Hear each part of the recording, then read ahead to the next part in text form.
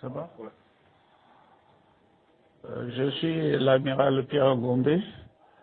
Je suis en France. En fait, je ne suis pas malade de coucher. Je suis malvoyant. Bon, on dit que si quelqu'un dit qu'il n'est pas malade, c'est qu'il a menti. Mais je n'ai pas eu une maladie déclarée, en dehors de la malvoyance. Voilà, ma situation personnelle, c'est celle-là. Je veux parler de tout ce qui se passe autour de moi, de mon épouse, beaucoup de saletés que j'entends. J'ai servi loyalement mon pays pendant 45 ans. Je suis sorti à la retraite il y a 8 ans. Je ne comprends pas qu'au moment où j'ai besoin de repos, tout ce tumulte-là se crée autour de moi et mon épouse. Je ne comprends absolument rien. J'ai eu des enfants de 2 lits avant cette épouse. Le premier lit a eu 4 enfants. 3 filles et un garçon. Le deuxième lit, 3 enfants. 2 garçons et une fille. Le dernier lit, il y a eu 5 enfants. Et j'ai adopté le premier fils de mon épouse, ça fait 6. On a perdu un enfant. La première fille que j'ai eue avec mon épouse actuelle, nous l'avons perdue. Elle n'avait que 18 mois. Les autres ont grandi, ils sont là. La dernière a 17 ans, elle est en terminale. Il y a eu quand même du chemin. Mais depuis que je suis en France, il y a trop de désordre. On parle de la débauche de mon épouse, on parle de beaucoup de choses invraisemblables, inacceptables. Je viens de suivre une vidéo où on parle de ma femme qui couche avec un Donald Mobobola là-bas. Elle n'est pas allée au Congo pour la débauche, elle est partie au Congo pour liquider un domaine qui va nous permettre d'avoir l'argent pour régler les problèmes que nous avons en France ici. Voilà le but pour lequel ma femme est partie au Congo. Après objet rempli, elle devrait rentrer ici. Bon. Maintenant, c'est un tapage inédit. On va bousculer les gens à l'immeuble Ma Florence. Le nom Ma Florence, c'est le nom de notre fille que nous avons perdue. J'ai voulu pérenniser ce nom en donnant comme ça à cet immeuble qui ne tombera pas tout à l'heure. Et ce nom restera. Mes enfants sont plus ou moins impliqués dans ces comportements-là, les enfants issus du premier lit. Je veux dire à ces enfants-là que je suis encore vivant, je ne suis pas mort. On n'est pas copropriétaire, c'est moi le propriétaire. Quelquefois avec mon épouse. Je suis le propriétaire. Les enfants ne peuvent pas discuter des biens de mon vivant. À un moment donné, j'ai menacé de renier ces enfants pour le mal qu'ils ont fait à ma personne et à ma maison. Je vais relater quelques faits. Nous étions encore à la rue Banda, Wenze, avec mon épouse. Un jour, une nuit, elle voit en songe 2 de nos filles, la deuxième et la 4e, issues du premier lit, qui sont venues donner un poison à notre maître d'hôtel pour mettre dans la nourriture. Ce jeune homme a dû garder ce poison avec lui quelque temps et probablement le jour qu'il allait mettre, ma femme a fait ce songe-là. Quand il est arrivé, elle lui a dit, toi tu n'entres pas dans la salle à manger. Tu ne vas pas à la cuisine. Tu ne vas pas là, il y a notre nourriture. Et il s'est dit, elle est au courant, mais comment elle a su? Il a eu peur. Il est parti chercher notre guide spirituel, le diacre Christian, qui habitait au terminus de la Tiémé là-bas. Dieu seul sait comment il a su où il habitait. Il est arrivé chez lui, il lui dit de prier pour lui, de demander pardon à Dieu pour lui parce que il y a telle situation. Le diacre lui dit, mais si c'est comme ça, il faut qu'on aille là-bas, que tu demandes pardon aux intéressés. Sinon, le pardon que tu vas demander à Dieu n'a pas de sens. Ils sont venus à la maison, ils m'ont trouvé. Ma femme était partie au marché. Ils m'ont trouvé, on s'est assis à la terrasse, et le diacre lui dit, bon, raconte ce que tu m'as dit quand tu es venu chez moi. Il m'a relaté cela, que vos deux filles m'avaient donné du poison pour mettre dans la nourriture. Et ce matin, quand je suis arrivé, madame me dit de ne pas entrer dans la cuisine ni dans la salle à manger. Alors moi, j'ai eu l'impression qu'elle était au courant.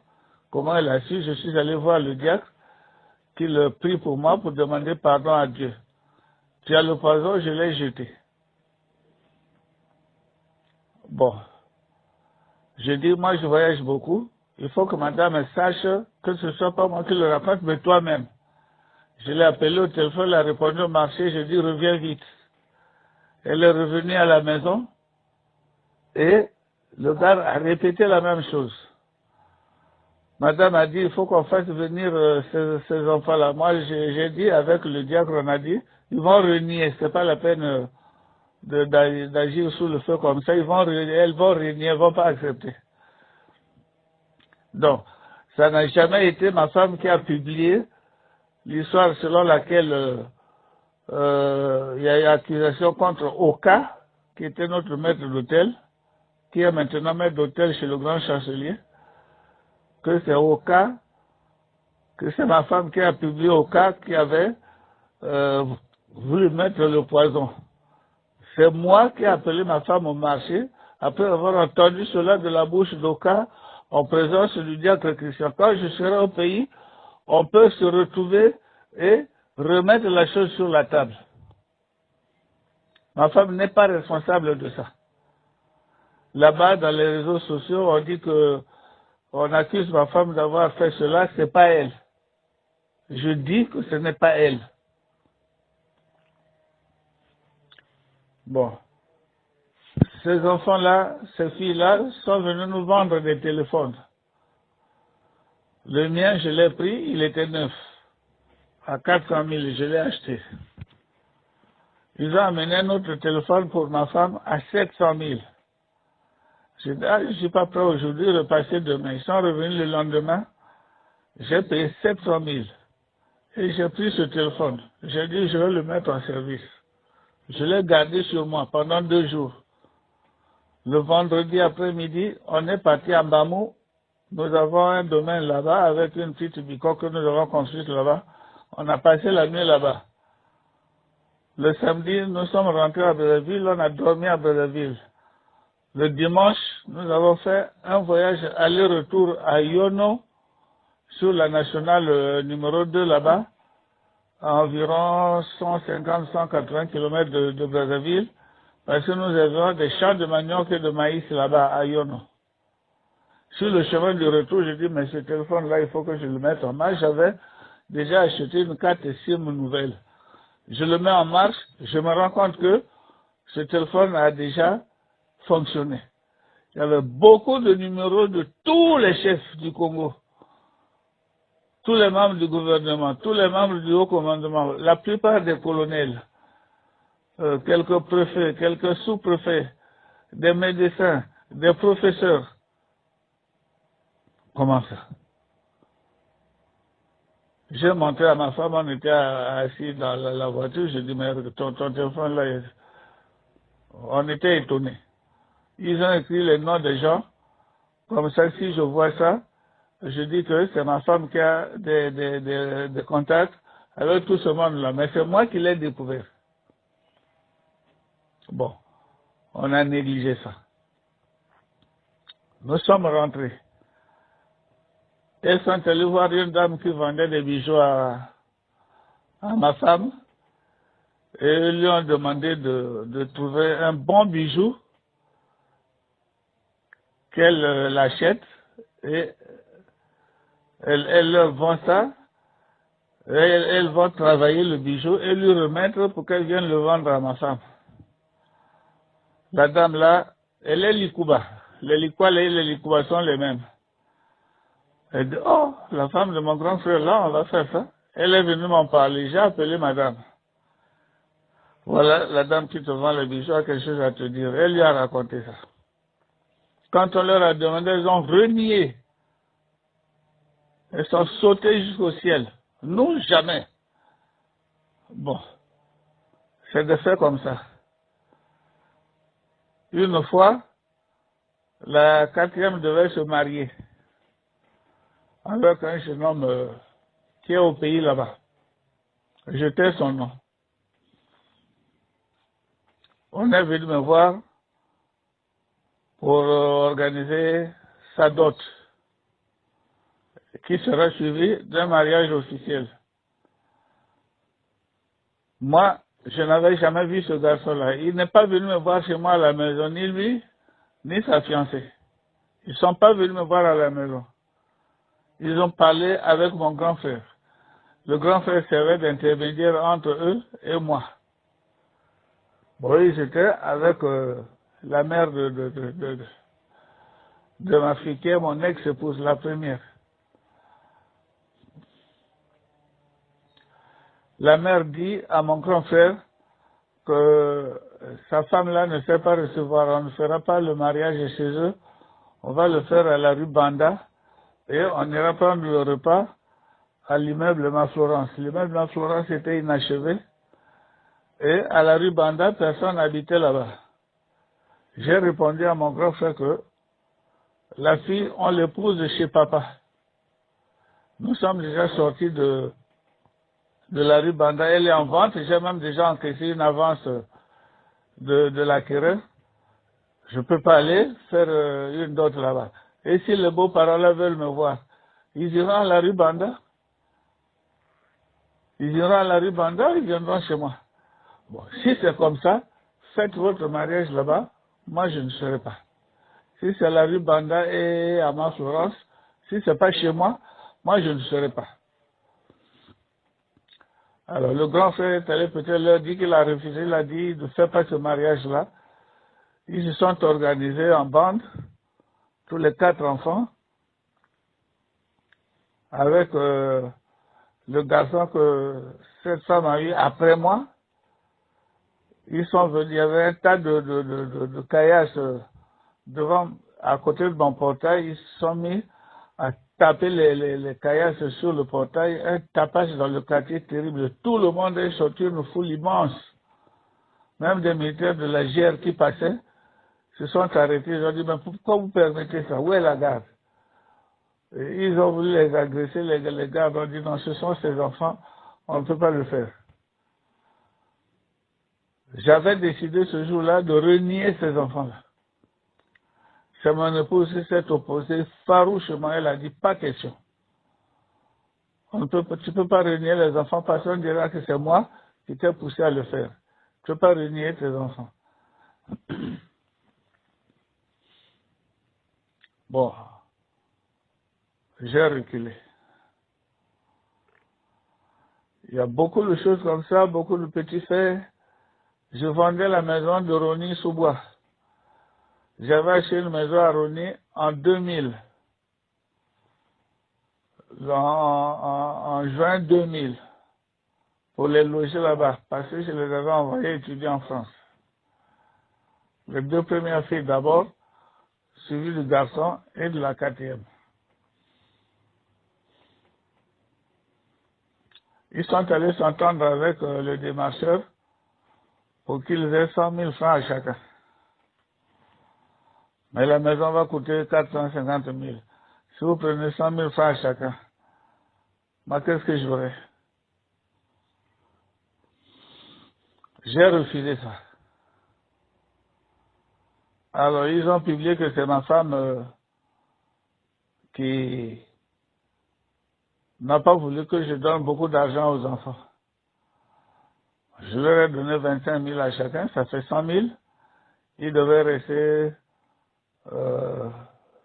350 000, mais l'État français avait retenu 200 000, je crois. C'est la procédure judiciaire qui est comme ça. Quand vous voyez de l'argent qui reste, pour regarder s'il n'y a pas eu d'aléa ou quoi. Et après, on vous remet cet argent avec une réduction. C'est 2 ans après qu'on m'a payé 90 000 sur cet argent-là. Ma femme n'a pris aucun franc sur cet argent-là. Aucun. Leur mère voulait s'agiter qu'elle devait avoir une part, mais dans l'acte dans le papier de l'achat de la maison, c'était bien écrit, épouse divorcée. Et puis au Congo, on était mariés, bien séparés, donc elle n'avait pas de part dans ce qui était à moi.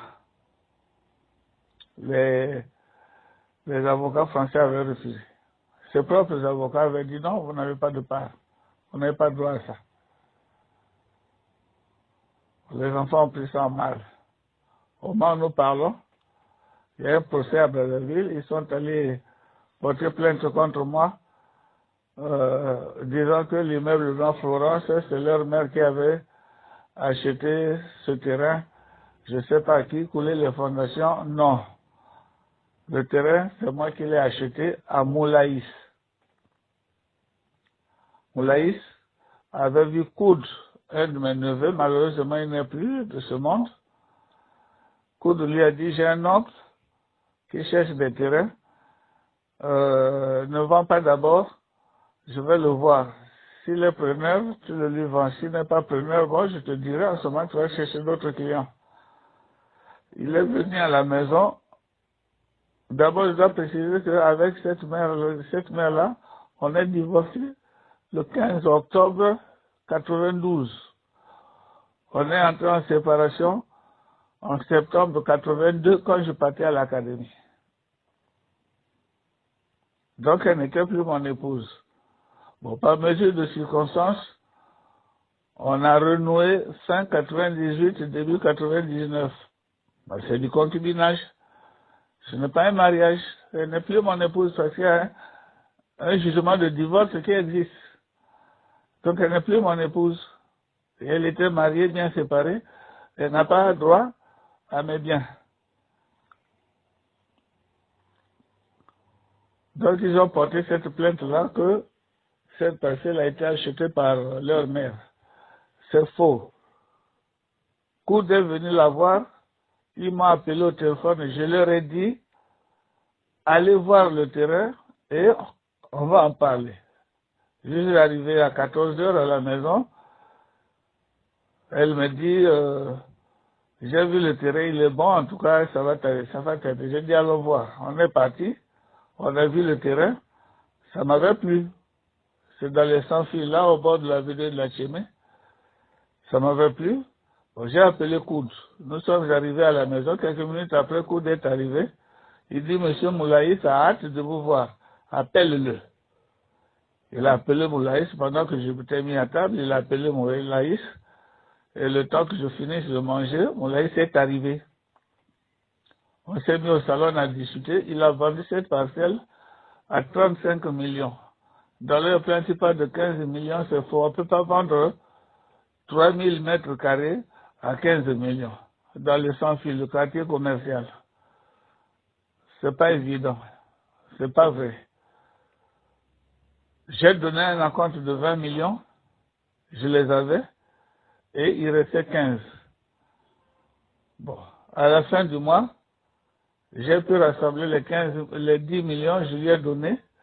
Et les 5 que j'ai donnés, au milieu du mois, j'ai fait une mission où on m'avait payé 5 millions, je ne les ai pas touchés, je les ai gardés pour éponger cette dette. Et j'ai épongé cette dette.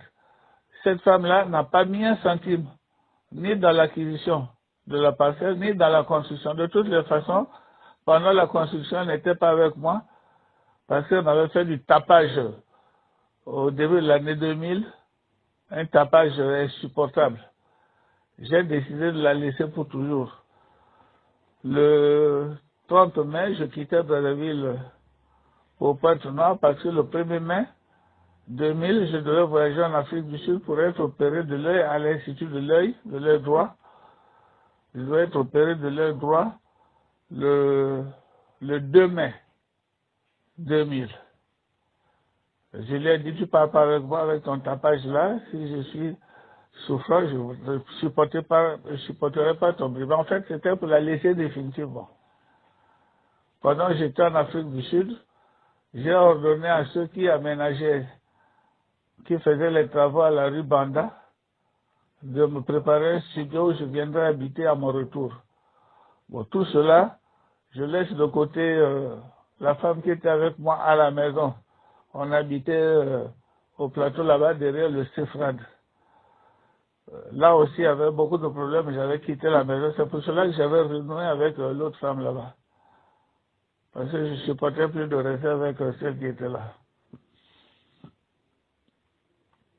Je suis allé en Afrique du Sud seul. J'ai été aidé par Roch au Poukou, un cadet qui était là-bas. Bon, j'ai fait une semaine en Afrique du Sud. Je suis rentré. J'ai fait aussi près d'une semaine à Pointe-Noire. Je suis venu à Brazzaville. Je suis allé habiter dans le studio qu'on avait aménagé pour moi à la rue Banda. Elle ne savait pas. Je suis resté là toute une semaine, elle n'est pas au courant. Après, elle a appris que j'étais là-bas. Elle est venue me voir là. Comment tu es venu habiter ici? J'ai dit, ben oui, mais moi je ne vivrai plus avec toi. Tu fais comme ça, tu ne me dis pas? J'ai dit, ben pourquoi te dire? Je me suis retiré, c'est tout. Elle a voulu faire du tapage là, je l'ai poussé dehors. La fille dit, ne la pousse pas. J'ai dit, je la pousse. C'était la 4e fille qui était tout le temps avec elle. Je la pousse. Oui, elle est sortie, elle a fait un peu de tapage dans la rue, là, les militaires lui ont dit, madame, si vous faites du tapage ici, on vous tape. Elle a pris peur, elle est partie. Quelque temps après, moi, quand je suis allé au chemin de fer, je savais que c'était un milieu où les gens sont très accrochés aux fétiches. J'avais besoin d'être soutenu par la prière. J'ai pris une équipe de 5 à 7 hommes, 5 hommes et 2 femmes de Kinshasa, que je connaissais bien, dans une église que je connaissais bien, l'église du révérend pasteur Wetu, pour venir me soutenir par la prière. On partait à Pointe-Noire, on revenait, on partait à Pointe-Noire, on revenait. Cette femme-là, avec la fille, sont allées à Kinshasa, dire à la police du port de Kinshasa que ces gens-là qui traversent, qui disent qu'ils vont prier chez tel général, tel amiral à Brazzaville, là, ils ne vont pas pour la prière. Ils vont prendre les armes que le président là-bas lui donne pour soutenir l'effort de guerre de Mbemba qui est dans le nord là-bas. Et ces gens-là étaient à Brazzaville. À leur retour, on les a tous arrêtés. Là, c'est sous Kabila Père. On les a tous arrêtés, jetés en prison à la présidence là-bas. Au fil des jours, on les a libérés un à un. Il restait maintenant le chef de groupe. Un jour, un officier qui travaillait dans la garde du président Laurent Désiré Kabila, le trouve là-bas. Mais qu'est-ce que tu fais ici? Oh, je suis arrêté ici. Mais on t'a arrêté pour il a raconté de quoi? L'affaire qui a connu tout le monde, c'est que vous allez prier chez tel général. Maintenant, on dit que vous allez faire des armes chez Mbemba. Ça passe par où? Il était voir le chef, il dit, je connais ce monsieur-là. Ce que on est venu vous raconter, c'est faux. Moi, je connais leur mission. J'ai déjà vu ce monsieur-là. Il est très pieux, il prie beaucoup. Leur pasteur est ici, je peux l'amener ici. On l'a libéré.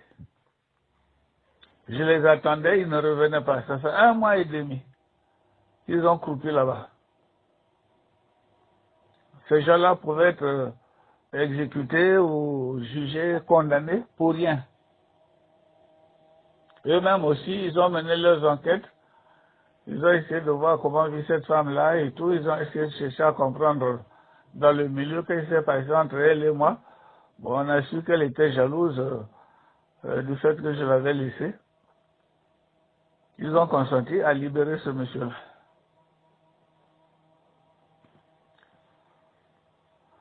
Jusque-là, il n'arrête pas de me pomper la fumée noire. Aujourd'hui, je décide de déclarer ces enfants-là, issus du premier lit-là, indignes de ma succession. Ils sont indignes de ma succession. Je veux que cet enregistrement-là arrive chez le procureur de la République, le colonel Okongakal, qu'il entende ma voix. Je déclare ces enfants-là indignes de ma succession. S'il faut le faire par écrit, je le ferai. Et qu'il laisse ma femme tranquille. S'il y a des problèmes entre ma femme et moi, c'est nous deux qui les réglons. C'est pas ma famille. Elle n'est pas la femme de la famille, elle est ma femme. Donc les gens de la famille ne se mêlent pas de nos problèmes. Les gens de sa famille ne se mêlent pas de nos problèmes. Ils ne viennent pas me voir pour nos problèmes. Nous en avons quelques-uns. Tous les foyers ont des problèmes. Même les plus hauts foyers ont des problèmes. Mais c'est pas n'importe qui de se croire habilité à les résoudre. C'est monsieur et madame. Un parent peut prodiguer des conseils à son parent, mais il n'intervient pas directement auprès du conjoint. Ça, c'est pas normal. Je veux que cela cesse. Parce que cette dame est en droit de poursuivre les gens qui viennent la persécuter. Elle est en droit. Et je soutiendrai sa plainte. Je dirais qu'elle a raison.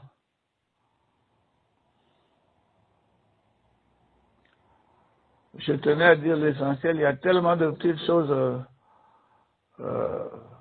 Je suis déjà assez vieux pour me rappeler tous les petits détails qui se sont passés. Il y a 25 ans qu'elle est mon épouse, plus de 25 ans. On s'est connus en juillet 2000. Nous sommes déjà en novembre 2025.